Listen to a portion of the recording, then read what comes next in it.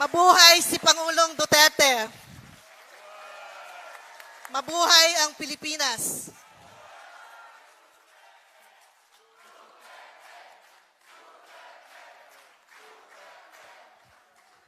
Thank you, Ambassador Isleta.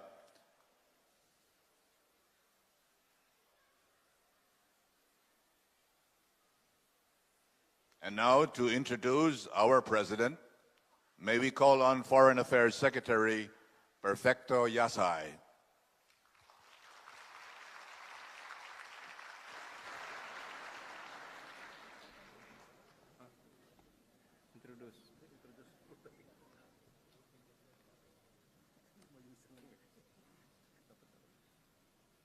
Mga kababayan, ginagalang kong ipakilala sa inyo ang Pangulo ng Republika ng Pilipinas, Rodrigo Roa Duterte.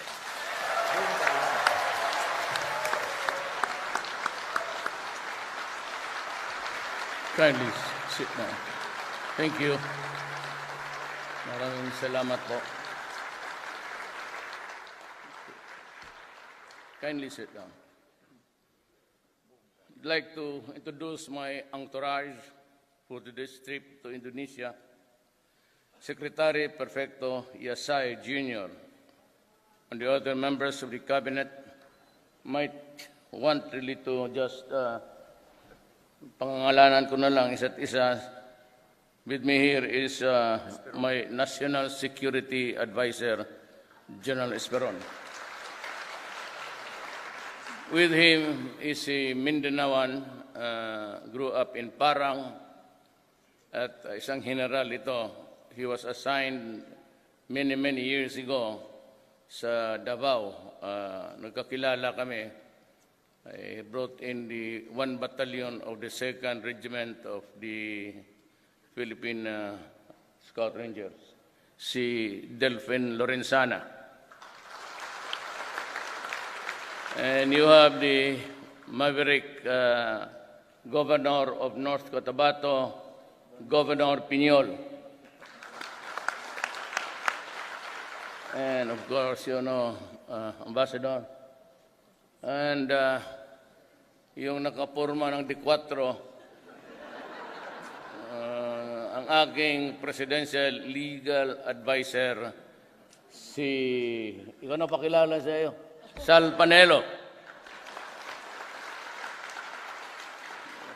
Secretary. Then we have si Senator Alan Cayetano. And another cabinet member, taga Davao rin to, Sonny Dominguez. Used to be the Secretary of Agriculture ng panahon ni Cory. And he was once upon a time the president of PAL, Philippine Airlines. Nandito ang isang board, cabinet member, about Mindanao, si Kahira Lonto Abdul.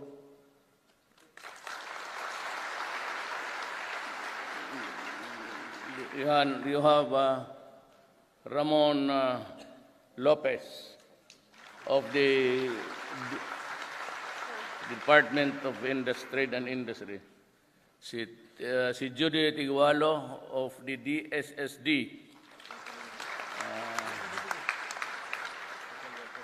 Si ating taga Davao rin, Jesus Doresa of the President's Advisor on Peace Process. At ang ating magiting na taga Mindanao, si Andanar. Si Mika.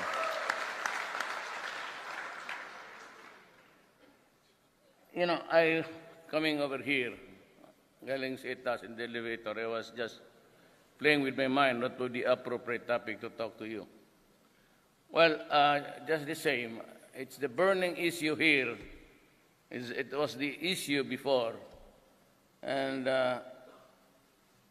yung pagtakbo ko ng presidente under the almost moribund PDP, Ang membro lang yan, si Senator Coco, pati yung anak niya, si tatay niya, si Pimentel. But I ran under the ticket with only about tatlong governors at wala akong, except for, wala akong mayor ni isa. Wala akong barangay captain ni isa. Even in Davao, of course, hindi na kailangan. But in other places, 0-0 talaga ako.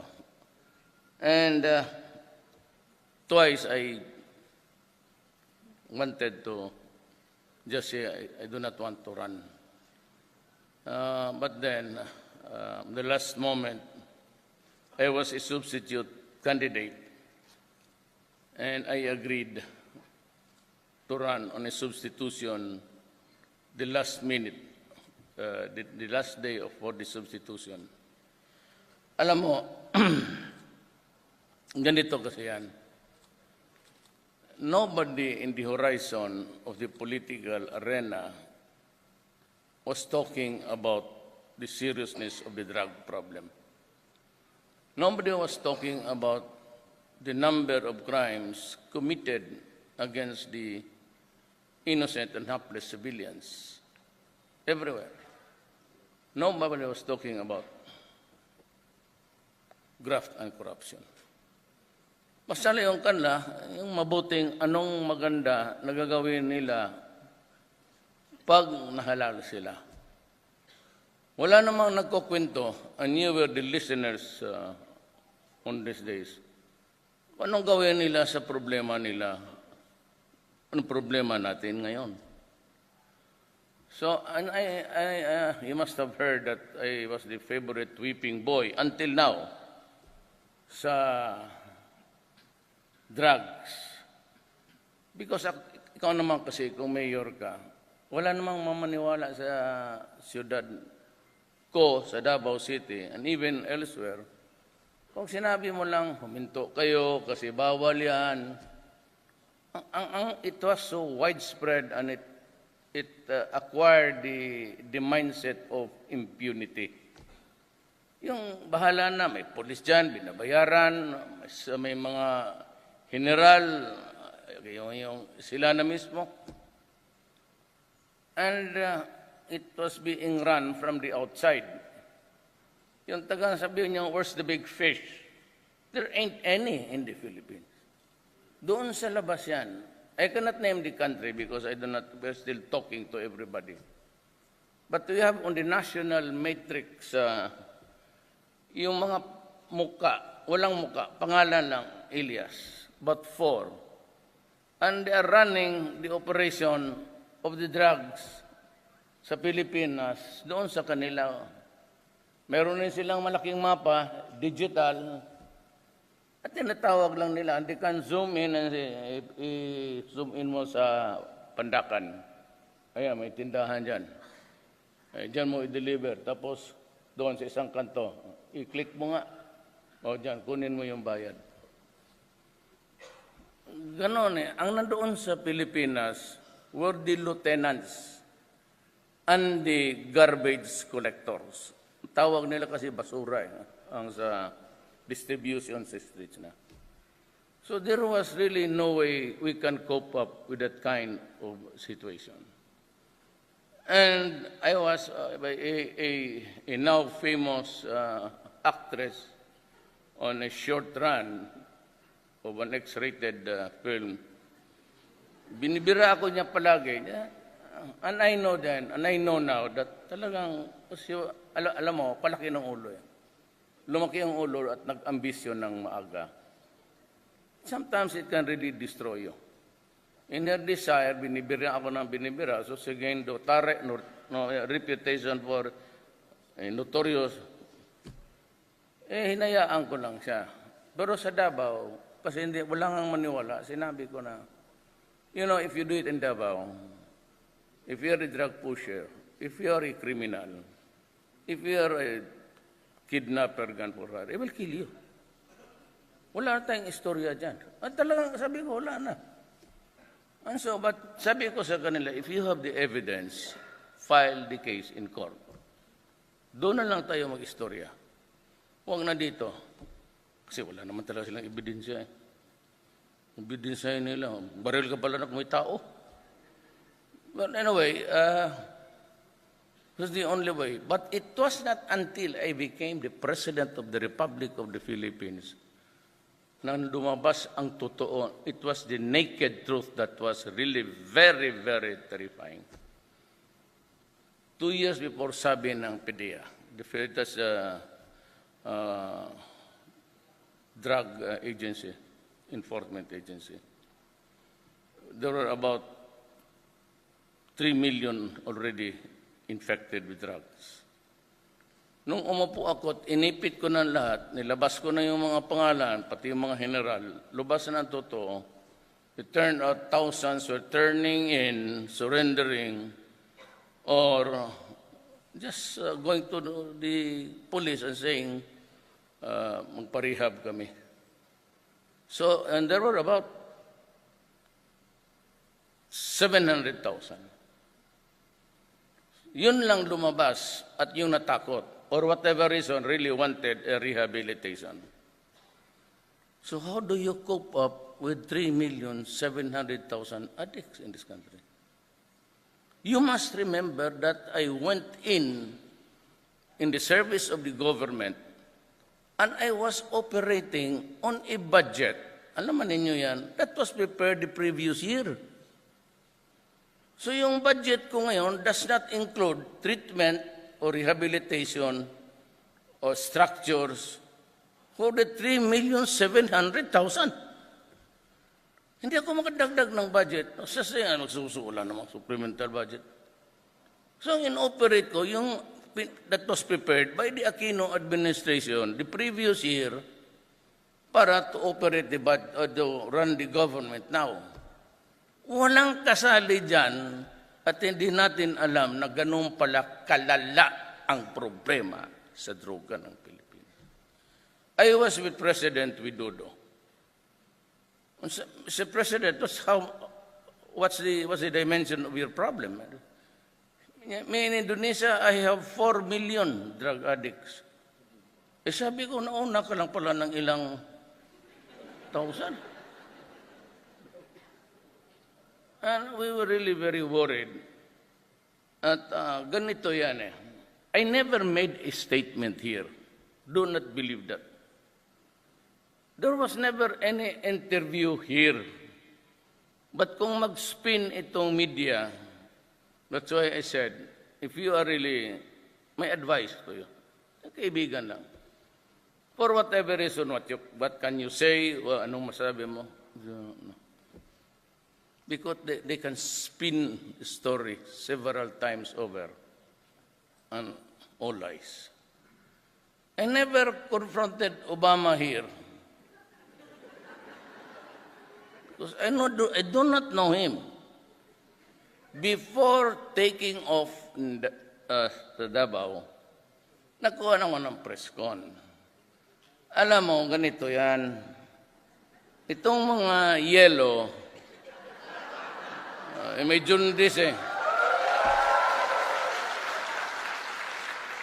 At itong mga taga-State Department, walang State Department, at mabasa ninyo, when you see the Filipinos, that they were trying to crucify me for the extrajudicial killing.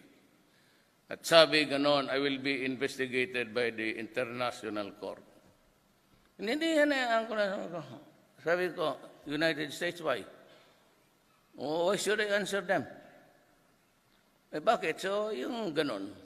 And then that there will be a certain time that Obama will ask me about the human rights problem. Sinabi ko, I do not answer to anybody except to the Filipino people. I'm only responsible to you. Kaya sabi ko, who he? Yun ang sinabi ko. If somebody brings it out, and that was at the airport in Davao City, it would be an act of disrespect. Bastos yan. Yun lang ang sinabi ko. And you can review the tapes. Hindi ko sinabing,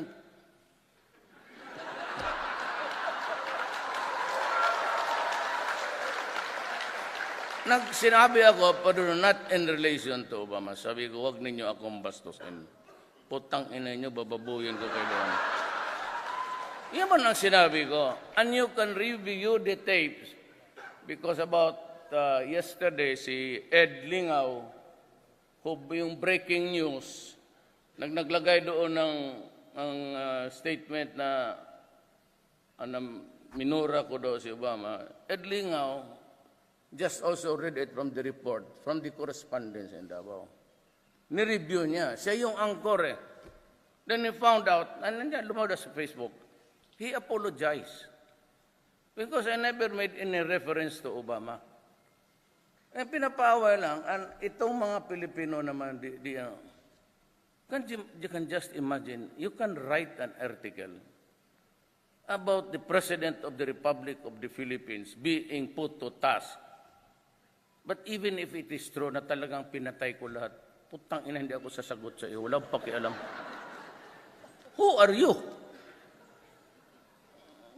Bakit? Naliitan ka ba sa akin? Ay, yung iba. Not me. Kaya, sinabi ko sa kanya doon sa holding room, to President Obama and President Duterte, I never made that statement. You can check it out. Check it out. Sabi niya, my man will talk to you. Sabi ko, okay. Pero doon kahapon, sa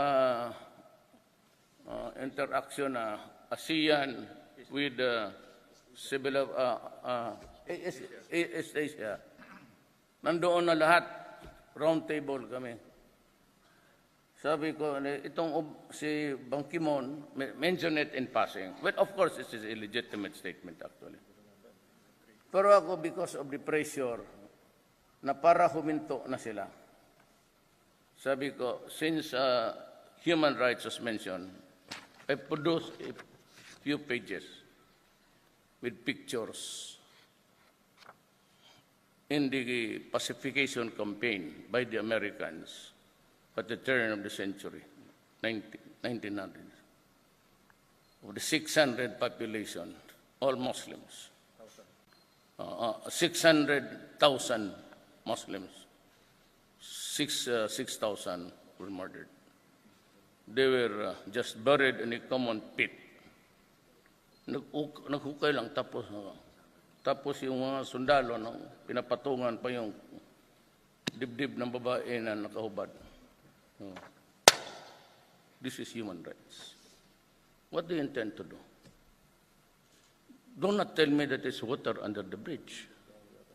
A human right violation, whether committed by Moses or Abraham, is still a violation of human rights. When was this philosophy about the human dignity and the human right evolved? Now? Or during this time? Tumahimik sila. Kasi ako handa na ako. I was waiting for Obama to respond.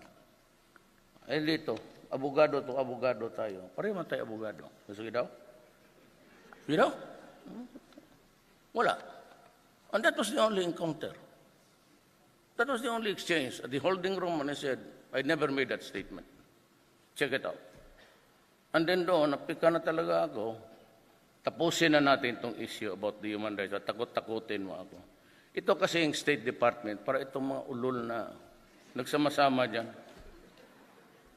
Para bang, kung tayo, violation. Sa kanila, hindi. Yung mga tao lang doon sa pinagpapatay ng pulis, nakahiga lang sa... At ang hindi nila alam, yung lahat ng tao doon, hindi kanila. Indonesia has a death penalty. President Widodo stood his ground, and I salute him. Cambodia is a satellite of China. Laos is kanila yan satellite. China, nandyan lang yan sila sa periphery. And even Thailand. Death penalty lahat yan. Tayo, walang death penalty. So, sinong magbigay na ng death penalty? Hindi si Duterte. Sabi nila, ngayon, kung may media ng Pilipinas, yan, putulin yan. Sabi ng Duterte siya, yung sabi nila, wala na yan. Ganun ang media. Be careful, be very careful about the media. Hindi ako ng experience. I've been the mayor of the city of Davao for 23 years. I've been congressman there once, and once upon a time, I served for 3 years to be the vice mayor of my daughter. Yung isa ring human rights violator, yung binugbog yung sheriff. Pero there was never any... Now, ito ngayon, what am I supposed to do? China offered to help and build the rehab. I think they have started on Magsaysay. They're bringing the materials there already. It's only China na nagtulong sa atin. Magtulong. Ang Amerika, they just give you principles of law and nothing else. Wala man akong away sa Amerika. But don't ever believe that they are Jesus Mario, sir. Kaya hindi nila alam yung lahat doon. Pati ito si Ban Ki-moon nakihalo. He also gave a statement before, but several weeks ago, about the human rights violation. Sabi ko, isa ka pang tarantado. Kaya nag-speech siya, may human rights, pero tapos hindi ka, ganun ka agad siya. Lumano, sumibat.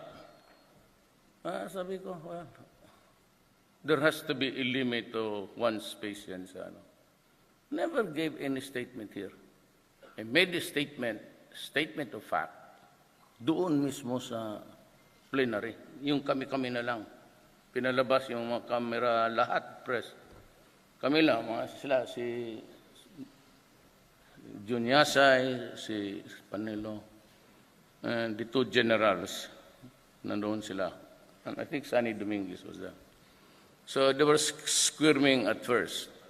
Pero ako, wala mang nakaalam na yung speech ko hindi ko binasa. When it was handed to me, it was General Esperano handed it to me. Nung sabi, this is my speech, tinapong ko ng ganon. Kung makinig kayo sa akin.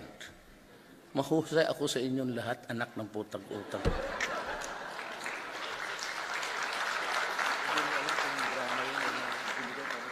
Ngayon ko sana ako, I've been in politics for 40 years. I never lost an election. I became president. I really don't know what happened. Basta, andito na ako ngayon sa harap ninyo. Wala akong extra achievement. It took me 7 years to graduate from high school. Ang kababata ko, Sunny Dominguez, he's the brightest. Kababata ko dito, puro Davao to na. Kababata, Duresa. Valedictorian. Sunny, but he was grade 1 kami hanggang high school. Kasi sa grade second year, na-expelled na ako. Pinaalis ako ng Ateneo. Sabi naman pare, umalis ka. Sige, umalis ako. Tacondigos, it used to be a municipality. So only one Davao at that time. Then from there on, isang ikot pa ako sa mga eskwela. It took me 7 years. Kaya yung nanay ko, desperation. Kaya yung mga Bisaya, if you'd notice, aming Visayan culture, pag sinabihan ka, hanggang pantalan ka lang. Di ba? Bugoy ka, kargador ka. When it comes to derision, wala, pantalan lang to. And that was what my father used to say. The sad thing is he never got to see me emotionally maturing. To his death, akala kanya, pantalan lang talaga ako. Hindi, wala akong magawa. Sabi nga ng nanay ko na, narinig mo yung tatay mo. Sinabi niya? Sabi ko, hanggang pantalan lang daw ako, ma. O, hanggang pantalan ko lang talaga. Sabi ko, okay man ma, basta bayaran lang ako sa kinarga ko. Okay naman sa akin yan. So, itong back naman, I have assembled the best of puro art to God Anyways, I was my classmate Kansan Beda. He was a valedictorian. Ako last lang. Ako consistent ako 75 hanggang pagkabara. Oh, ako lang ang walang Sila lahat almost mag-graduate to. Panelo. Sani, naging president sa PAL. Ito mga presidente ng siguro. Pero ako ang pinaka-presidente sa kanila.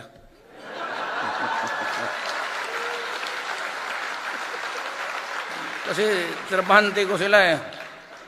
Kaya huwag kayo mamadali. Yung high school na yan, take your time and it's like wine. You have to have that vintage. But anyway, disgrasya lang naman talaga itong lahat. I don't know if God has a purpose for me. Pero sasabihin ko sa inyo, kung hindi ako nanalo, delikado talaga ang Pilipinas. Why? I'll tell you, yung si GARBO, General, was the military aid of Rojas. Hindi lalabas yung by the thousands. Nung nakita nila puro tumba na, patay dito, isang gabi, 15 killed, naglabasan lahat. Paano yung pinatay? Yan ang problema ng United Nations. Hindi ko talaga alam paano pinatayan. But what I know is that almost to date, 1,000. But ako sabihin ko siya, what is really 1,000 lives to the 3,700,000? Ang problema namin kasi ni Presidente Widodo is, ang cocaine, pati heroin, is maybe marijuana, all organic, naturally grown. Itong shabu, metamorphosin, is a combination of deadly chemicals. Ang tubig ginagamit niyan magluto ka ng shabu, yung tubig ng baterya sa sakyan mo. It's really acid. Sabi ng forensics ng Amerika, hindi atin, 6 months to 1 year, it will shrink your brain and therefore rehabilitation is no longer viable. So what am I supposed to do with this crazy zombies running loose? That is why the most heinous crime, nakita nyo tayong kaedad ko, wala, marijuana. But when shabu came in, the most heinous crime, the heinous crime of all crimes, mag-rape ng 1-year-old na bata, mag-rape ng nanay niya, lula niya, patay niya, tatay niya. Ang problema lang kasi nitong human rights, hindi nila alam, this crazy thing will create so many dysfunctional family. Pag may isa kang anak na sa droga, maghiwalay na yan. Maghiwalay ang asawa niyan. Sige na, nakaw ng bagay sa iyo yan. And you put people at risk. Kasi yan naglalakad, din naman yung anak ng mga mayaman. Kaya namin mga estudyante, kami dito, estudyante, probinsyano man ito. Except Sunny, maybe, but kami, lakad kami. Sakay kami. Hold upin ka. Tapos yung babae dyan, basta na lang nakaparking, pati pulis, sumali sa kalukuhan. Lagyan ng droga. Ikaw ang nanay ngayon, sabihin ng anak sa iyo, "Mama, kilala man ninyo ako, bakit ako magamit ng ano?" Sabihin ng pulis, nakita namin sa kotse niya, kasi pagbukas, ihulog. Kasi pati ang pulis, putang ina nakasawsaw. Kaya ako galit, pati pulis talagang pinapatay ko, putang ina ninyo. Let's say kayo. Mauna kayo. Pulis ka, nandiyan ka droga. Uno. Siguro ang mga pulis na matayan, sobra 50 na. Yan ang ayaw ko doon. Because it has destroyed the fabric of our society. But it has created a dysfunctional family here and there. And eventually, it will destroy the generation. That's why I said, if you do drugs in this country, I will kill you. Why? Because you will destroy a whole of the generation. Ang ating mga anak, ilan lang naman kayo nasa labas na talagang you can supervise the education and the way your daughters and sons study and live. But karamihan doon, just like in the Middle East, there are millions of Filipinos working outside, both husband and wife. And they work their ass to death to earn money to send to their children to school back home. Only to realize that when he comes home that his daughter is hooked with drugs. And the son or his girl is raped, killed. So they're forever afraid of what's happening at home. Kaya sinabi ko, I will try to, pag ako ang presidente, I will promise you a clean government and a clean Philippines. And I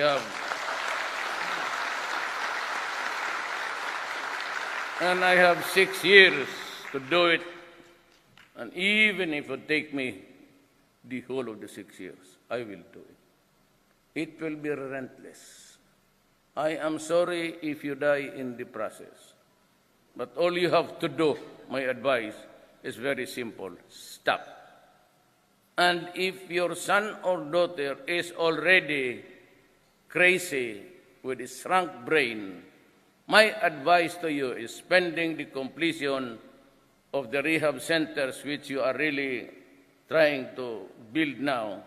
Next year, meron na, because we are preparing the budget now.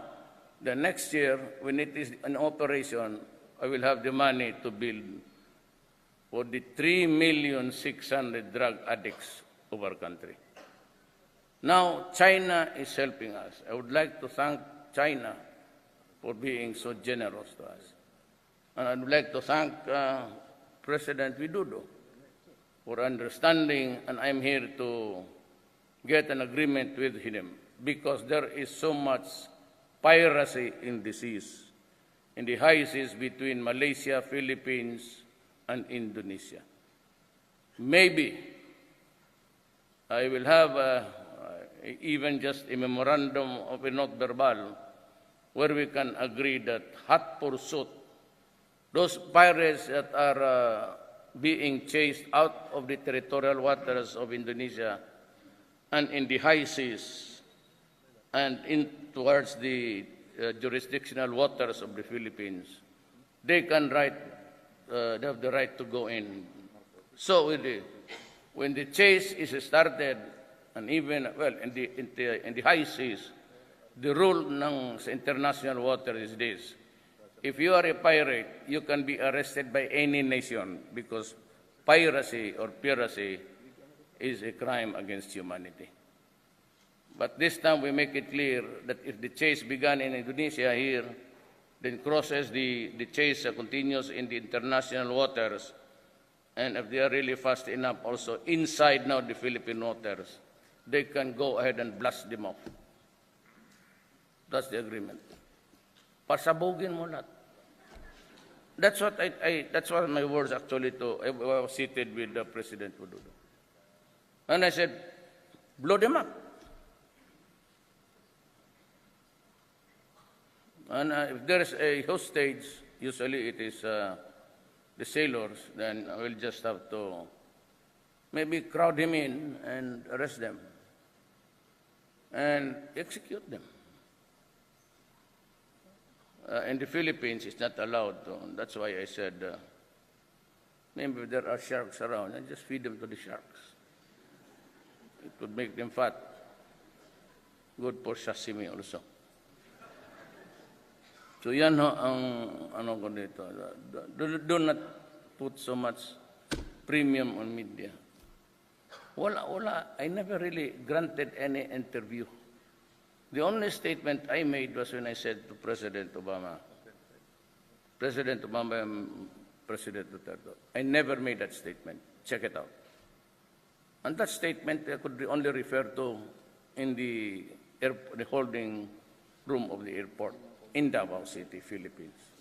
Here, I never answered anybody, except during the last day, when there was this ASEAN Asia. So I pulled. We were warned that we were only limited prepared speech.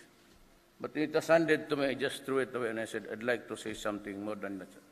Since we have been talking about human rights, then I pulled out the, look at the pit, look at the bodies crowded there. They could number 200. And one soldier was holding his rifle with his feet on the breast of a Moro. Now, tell me now, can anybody here in this room? I asked them. Can anybody in this room tell me what human rights is all about? No, you see, we are just fighting in Mindanao. Mindanao could never be healed because of this. Alam mo kasi ang tingin, para maintindihan lang nyo, just give out 2 minutes. Ganito yan eh. When Magellan, the conquistadores, landed in Leyte, somewhere in the Visayas, he brought down with him cannons, gunpowder, the muskets, the rifle, the swords, and the soldiers. First time that we saw them, our forefathers. And we were scared because when the cannon was fired, boom, and they saw so many persons died. So they established a foothold in the Visayas, and from island to island, they conquered the Philippines and subjugated my country for 400 years. Not having enough, they traveled to Mindanao. Mindanao originally was not really a part of these islands. Mindanao belonged to the Sri Visayas Empire of the Malay.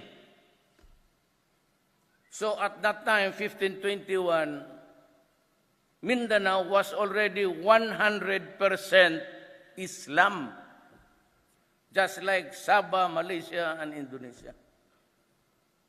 So when the Spaniards came there, they started to slaughter the natives, the Moro. Then during the pacification, because Spain lost a war against America, and Spain ceded by the Treaty of Paris ang Pilipinas, kasali ang Guam. Kaya if you have been to Guam, pangalan nila puro Espanyol. Because we were ordered to adopt a name and a surname of Spanish origin. Yan ang nakahirap dyan. So, from the Americans, there was this republic. And this republic is an extension in the eyes of the Moro. This republic, from the Spaniards to the Americans, because the seat of power is Malacañang.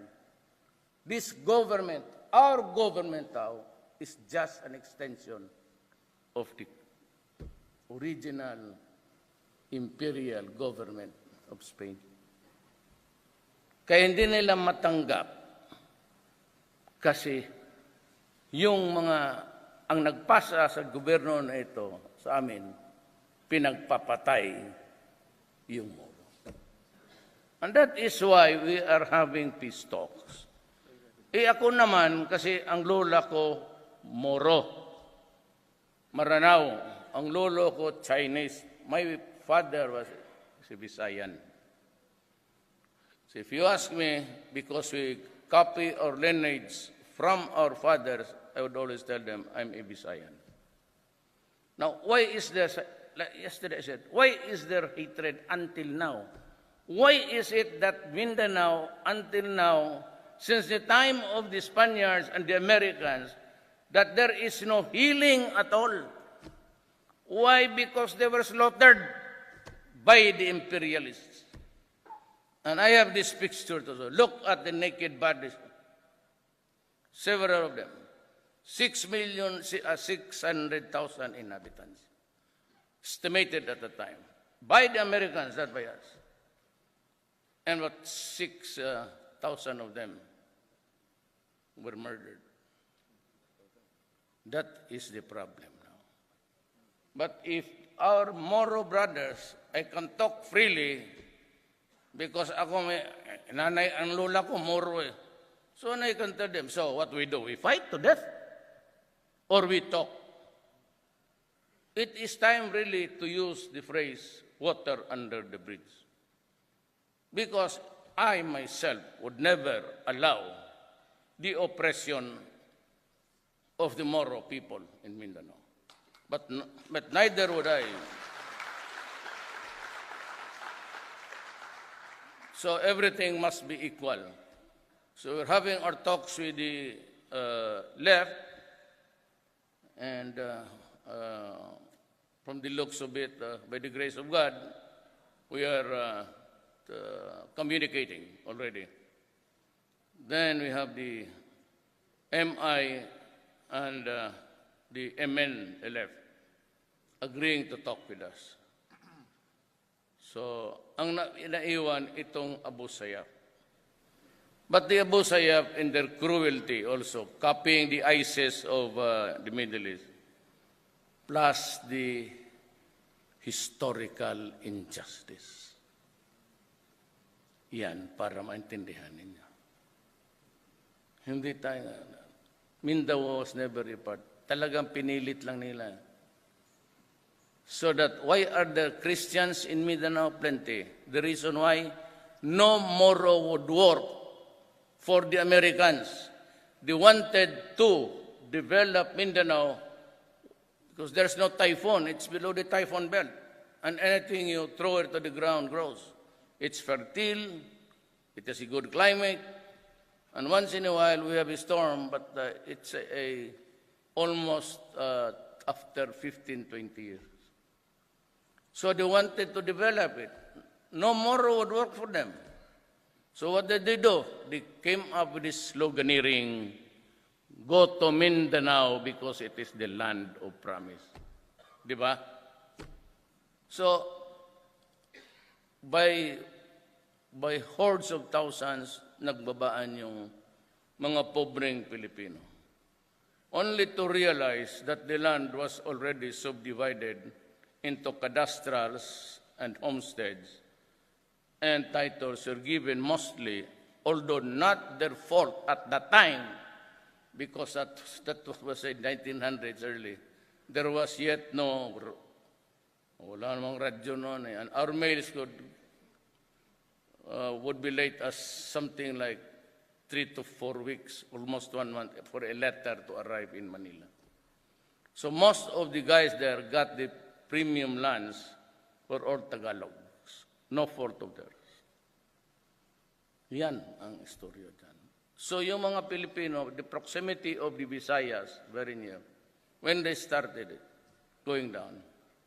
So now we outnumber, or at least kayong mga Kristiyanos, we outnumber the Moro in population. So that is how it is. It's Abu Sayyaf.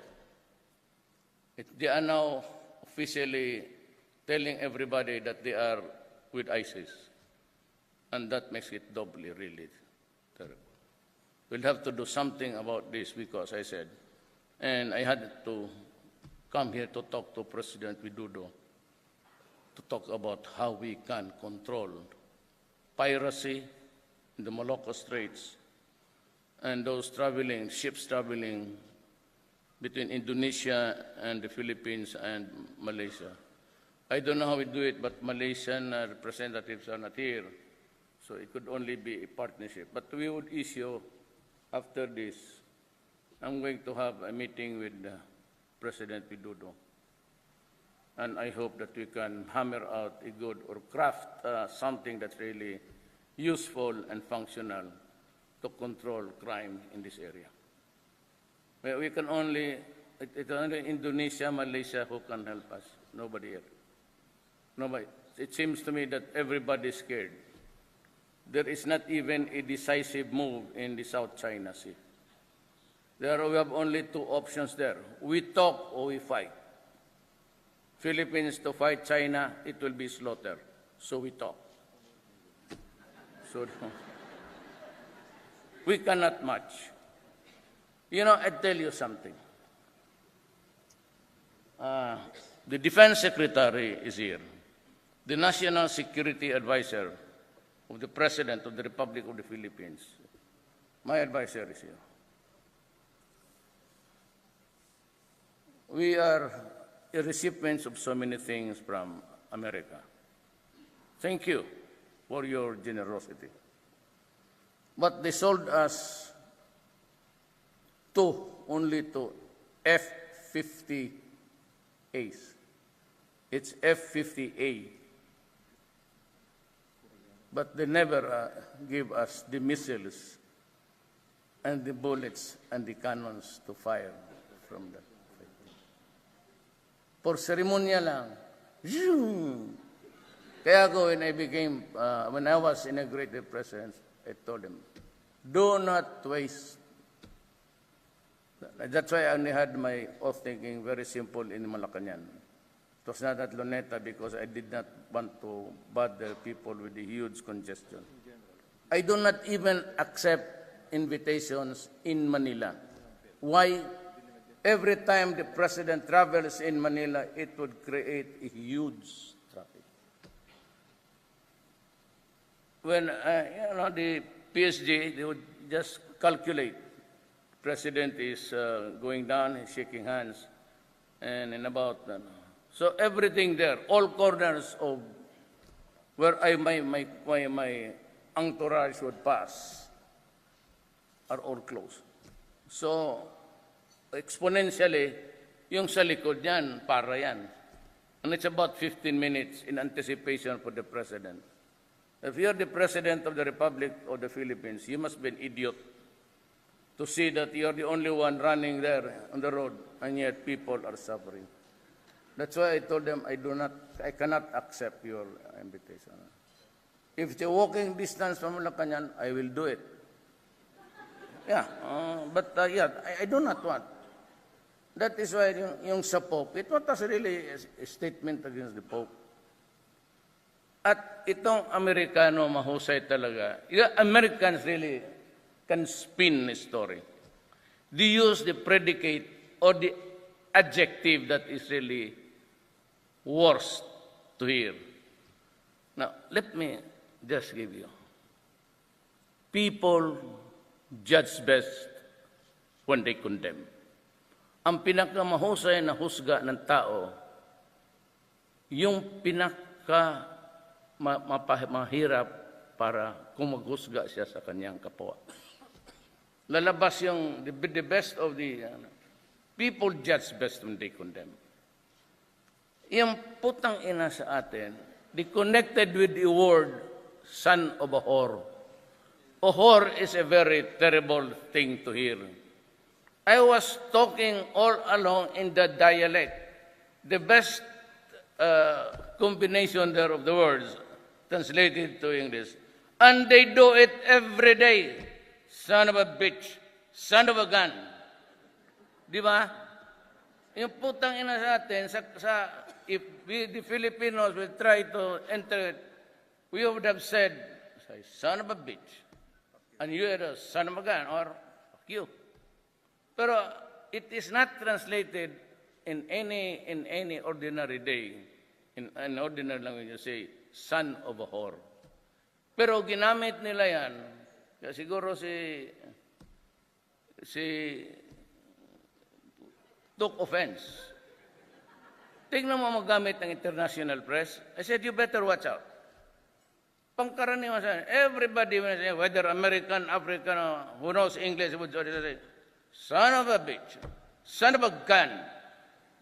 It is not son of a whore. There's never a translation for that. Di ba? Pero when they are after you, they would, I said, make it appear to be the worst of you.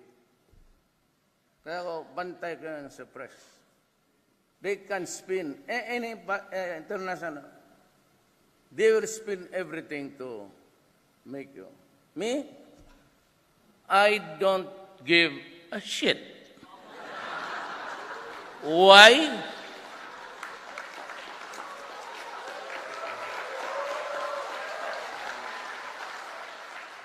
Because I am not the president of the international community. Sabi lang, my reputation is bad. I said, I don't give a shit. I am the president of the Republic of the Philippines, not the Republic of the international community. You can all go to hell. I will do what I think is best for my country to the best interest of the Philippines.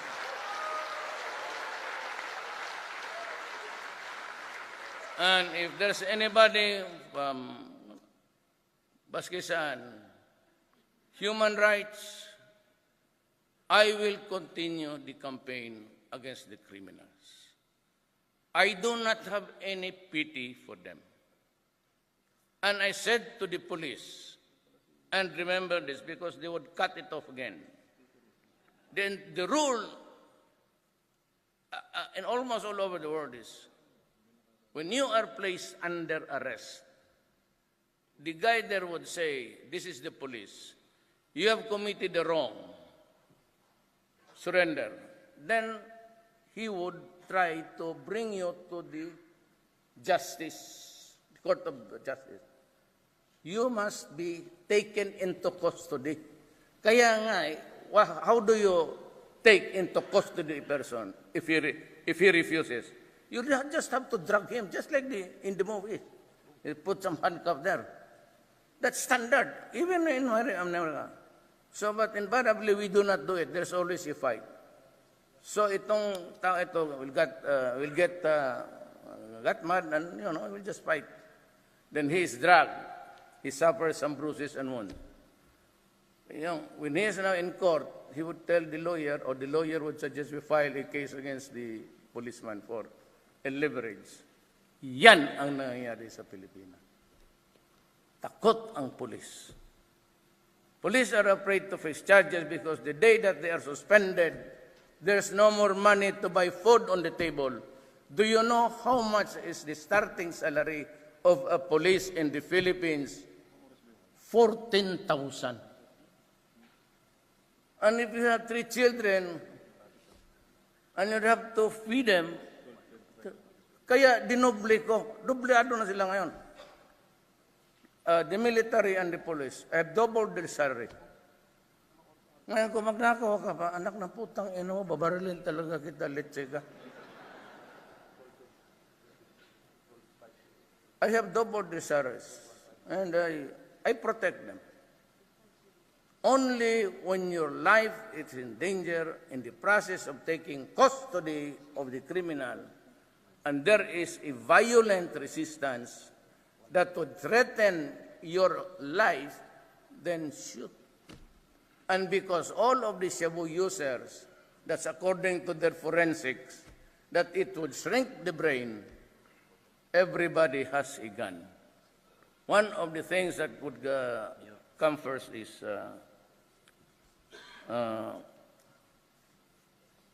last 2 minutes.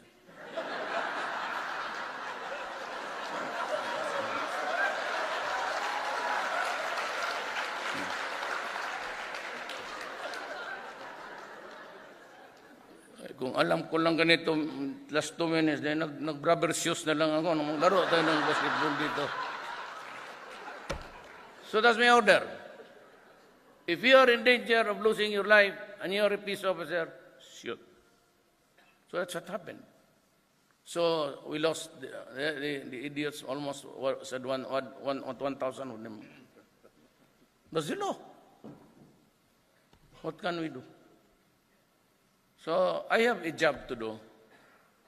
I got 15 million votes, 16 million votes. 6 million of that was the majority between my closest opponent. I got 6 million over. So what's the message of the people? Stop corruption in government. It will stop. I will assure you. Or else they will be part of the statistics there in 1,000.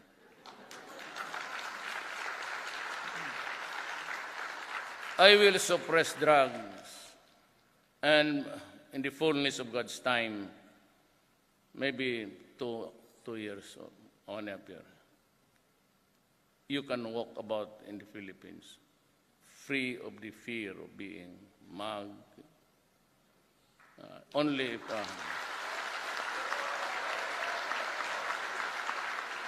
But you have to pray, not because you love me.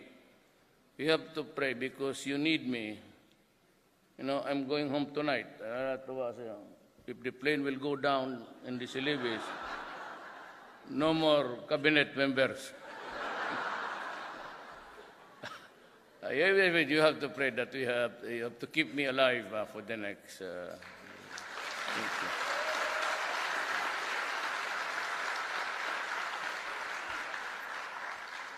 God, I bring the warm wishes of the Filipino people to him. And one of those who would you contribute to the GNP, the gross national product, from the outside. So we are afloat by the industry of the Filipino people. Maraming salamat po.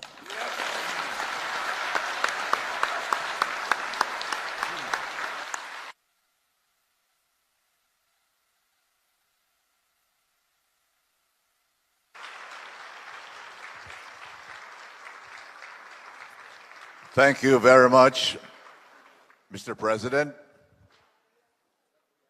We have just been informed that the President will have a few minutes of photo session. Can we start it right away? Because the President has to leave rather quickly. So as rehearsed, we will ask now batch 1 and 2, 1 to 5, batch 1, and then another batch of tables 6 to 10 to form in the back of the left side of the stage, please.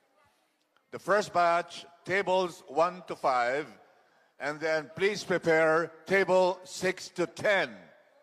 Table 6 to 10, please go to the back now of the ones forming the line. Please do it very quickly. Tables 1 to 5, please line up as previously.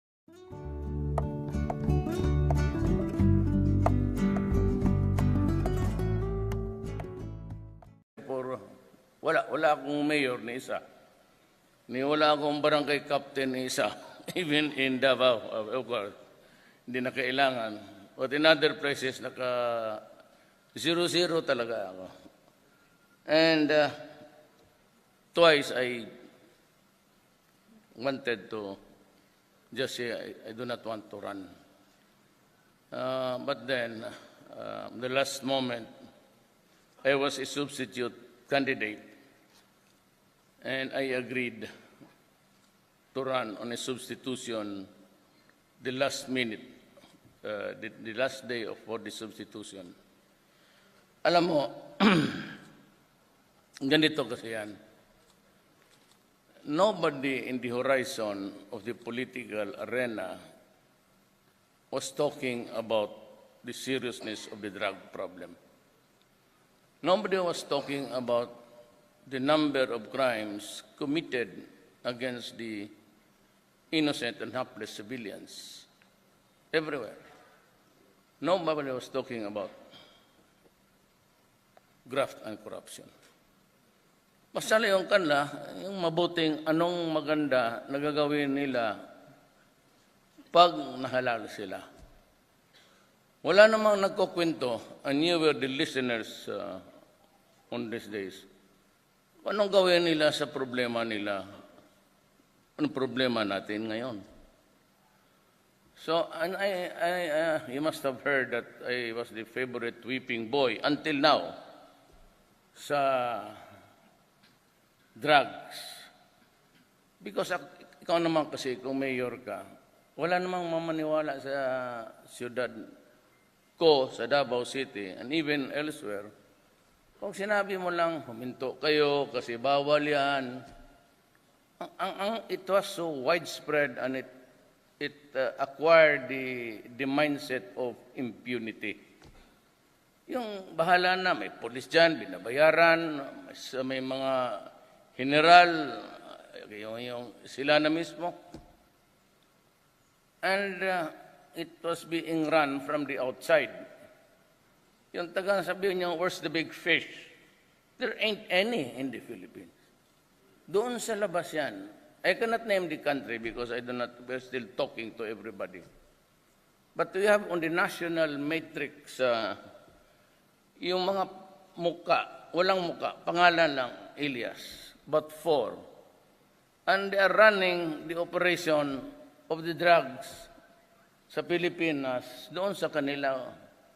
Meron din silang malaking mapa, digital, at tinatawag lang nila, they can zoom in and zoom in mo sa Pandakan. Ayan, may tindahan dyan. Dyan mo i-deliver. Tapos, doon sa isang kanto, i-click mo nga. O dyan, kunin mo yung bayad. Ganon eh. Ang nandoon sa Pilipinas were the lieutenants and the garbage collectors. Tawag nila kasi basura ang sa distribution system. Board cabinet member, si about Mindanao, si Kahira Lonto, Abdo.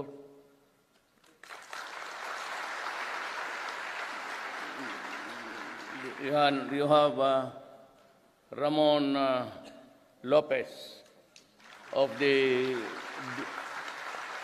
Department of Industry and Industry. Si Judy Tigualo of the DSSD.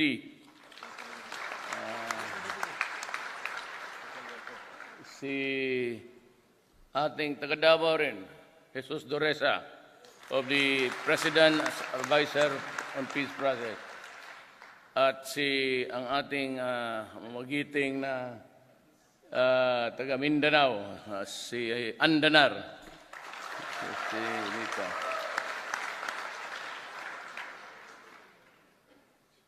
You know, coming over here, galing sa itas in the elevator, I was just playing with my mind what would be the appropriate topic to talk to you. Well, just the same, it's the burning issue here. It was the issue before. And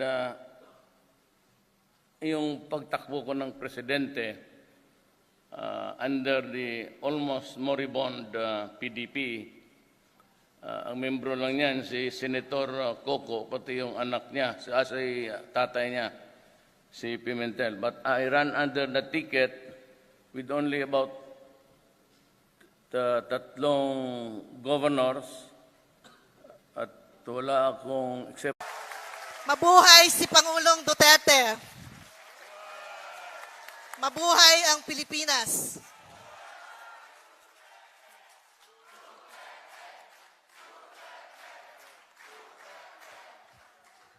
Thank you, Ambassador Isleta.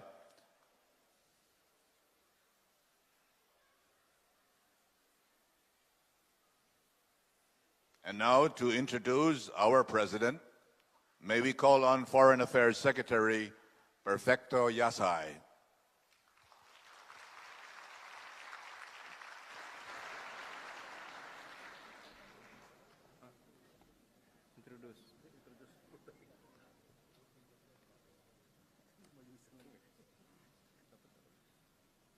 Mga kababayan, ginagalang kong ipakilala sa inyo ang Pangulo ng Republika ng Pilipinas, Rodrigo Roa Duterte.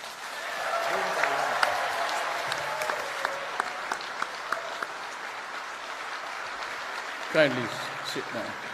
Thank you. Maraming salamat po. Kindly sit down. I'd like to introduce my entourage for today's trip to Indonesia. Secretary Perfecto Yasay Jr. and the other members of the cabinet might want really to just pangangalanan ko na lang isa't isa. With me here is my National Security Advisor, General Esperon.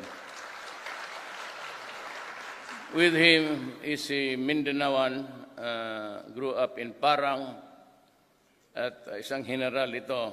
He was assigned many years ago sa Davao. Nagkakilala kami.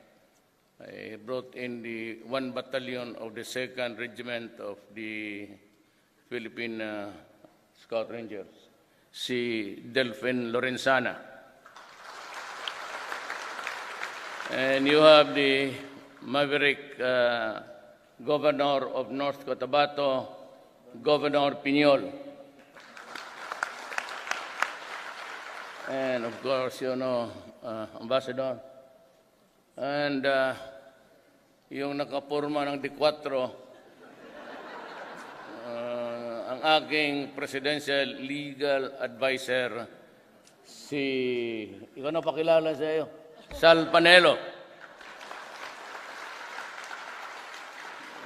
Secretary. Then we have si Senator Alan Cayetano. And another cabinet member, taga Davao rin to, Sunny Dominguez. Used to be the Secretary of Agriculture ng panahon ni Cory. And he was once upon a time the president of PAL, Philippine Airlines. Nandito ang isang